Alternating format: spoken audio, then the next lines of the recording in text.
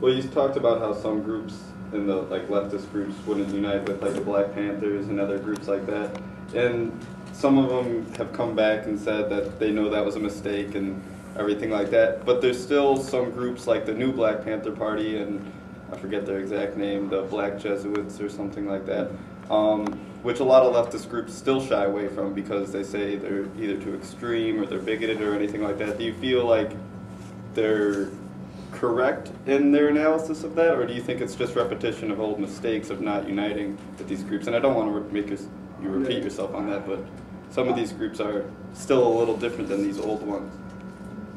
You know, what we're talking about is how you assess the circumstances under which you figure out what your posture is toward a development or toward a group. The new Black Panther Party is, they're very loud and they try to push themselves as much as they can, but they're no way as significant, you know, as the Black Panther Party was as a development. They're a small group, a relative handful of people, and their impact, you know, is not comparable historically to the Black Panther Party. Nonetheless, the party should defend their right to exist and to advocate their program. I think that some of what they say is sexist and homophobic. We certainly don't support that. And to one extent or another, the sexism and the homophobia may be elements of even some of the other groups. The Black Panther Party, to its credit, and it had its contradictions, you know, actually more than any other Black nationalist formation made some advances, made many advances on the women and the LGBTQ question. You know, they were quite distinctive in that respect when you compare them to the Nation of Islam or previous, you know. But certainly if the new Black Panther Party is under attack, we defend them. We don't have to parrot their view. One of the reasons we don't have to parrot their view, frankly, is because they don't have a great deal of influence amongst the black masses, and that's a factor too. But just because they don't have a lot of influence doesn't mean that we throw them under the bus and pretend that they don't exist. You know, the party has had, as far as I can tell, a friendly relationship with them. And when they've done things that were important, we've covered it in our paper. And on some occasions, they've asked us to join them and speak on their platform or speak at their press conference. And you could say this about any number of groups that exist whose size and influence is more or less the same. Sometimes you have, sometimes instead of a group like the Black Panther Party or the United Negro Improvement Association or the NAACP at one point, or the Nation of Islam that seems to be, you know, the group that has a lot of gravity. Sometimes instead you have a lot of small groups. And I think that we're living through a time that's characterized by there being more small groups. But I'll just end by saying this.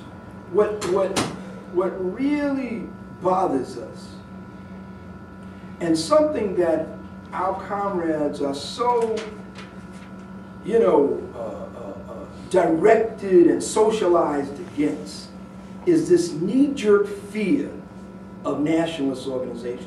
Be they small, medium-sized, or big. Oh, the nationalists are coming. Oh, you know, they're our friends. We have differences.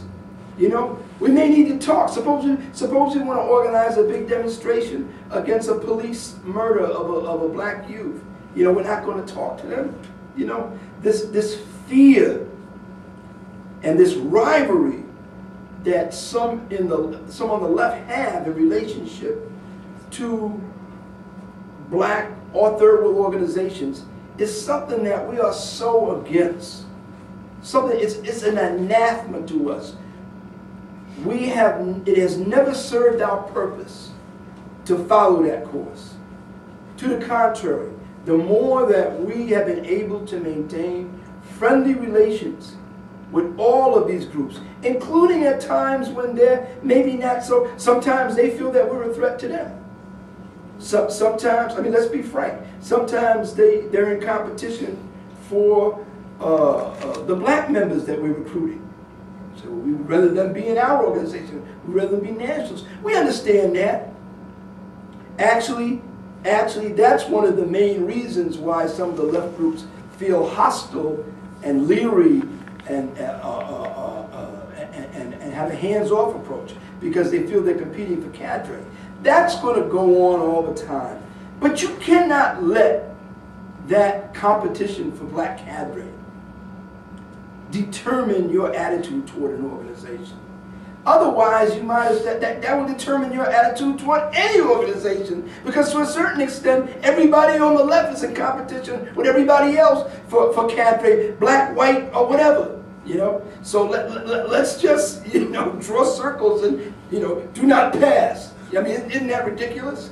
You know, actually, this is separate from the national question, but there's a good point here. That competition over cadre, which is important, and we want to be as competitive as anybody else, but we want to prevail in the competition based on our politics, based on the correctness of our politics, based on our ability to provide leadership and to answer questions, not by you stay away from them. No, don't even look. You know, because otherwise, then it's just a nasty slide into sectarianism, frankly, which should be avoided at all costs. One day soon, sooner than